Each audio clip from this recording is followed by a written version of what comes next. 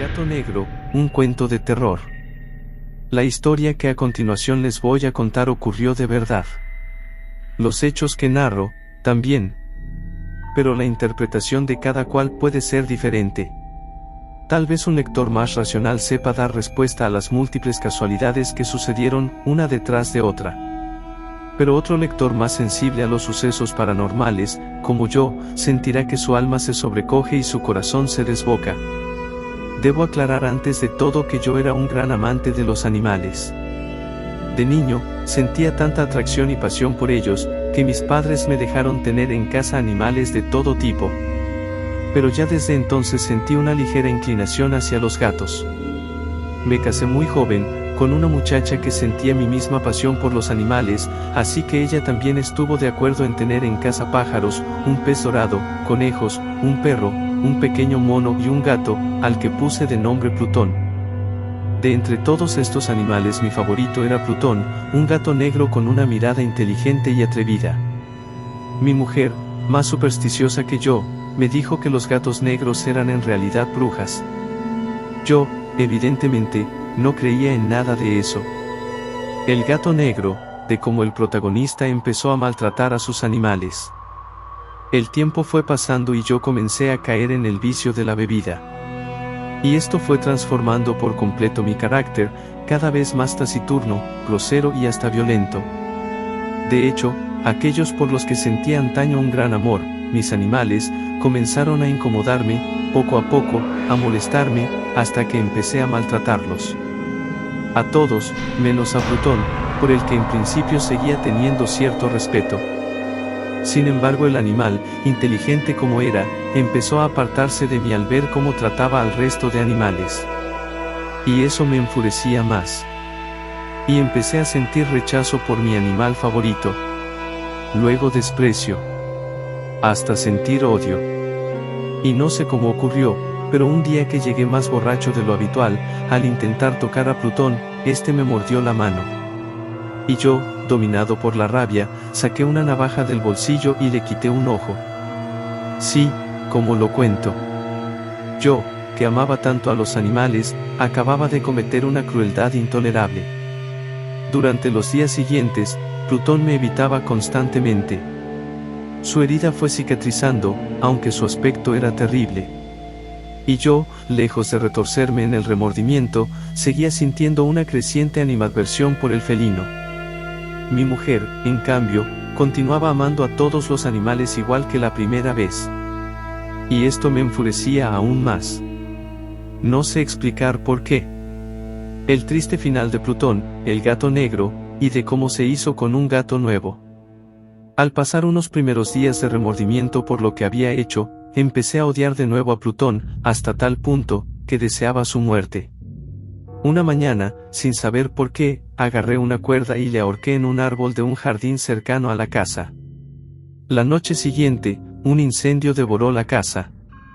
Mi mujer y yo salimos corriendo y pudimos salvarnos, pero al terminar su trabajo los bomberos, observamos con horror que solo había quedado en pie un muro, la pared sobre la que se apoyaba mi cama.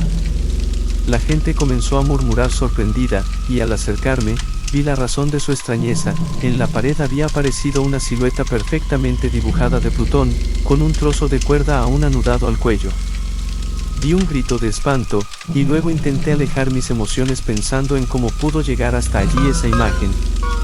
Tal vez el gato no murió. Igual alguien lo vio y cortó la cuerda y el felino se refugió bajo la cama y junto a la pared. Después, el fuego hizo el resto. El calor y los vapores de amoníaco pudieron ejecutar la macabra obra. Tiempo después, alejado ya el sentimiento de remordimiento, entré un día a una bodega en donde dormía, sobre un gran tonel, un gato muy parecido a Plutón, salvo porque tenía una mancha blanca en el pecho. Instintivamente le acaricié y él parecía estar conforme. Cuando me retiré, el gato me siguió, y le dejé. Al llegar a casa me di cuenta de que también le faltaba un ojo, como a Plutón, y decidí quedarme con él. El gato negro, el terrible asesinato. A mi mujer le encantó ese gato porque era sobradamente cariñoso. Ese cariño excesivo a mí empezó a molestarme. No soportaba que se acurrucara sobre mis rodillas ni que me buscara para que le acariciara. Así que empecé a sentir desprecio y odio hacia él. Quería evitarle, y de momento me negaba a maltratarle por el recuerdo reciente del crimen atroz contra Plutón. Pero el odio fue creciendo y se depositó como una montaña en mi corazón.